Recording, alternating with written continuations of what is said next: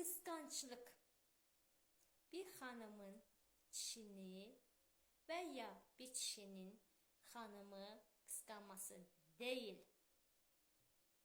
Çalışmağı sevmeyen, bunun için can atmayan insanlar, bir insan yeni maşın, yeni ev, yeni iş sahibi olanda hayalında xoşa gəlməz düşünceler kurur. Hardan aldı? Kim aldı? Necə oldu?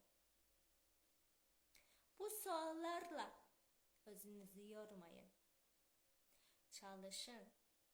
En azından sınayın. Belki həsrət apardığınız insanlarla daha başarılı olacaksınız.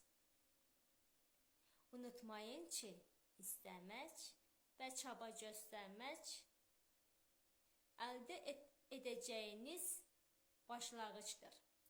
Özünüzə hörmət edin.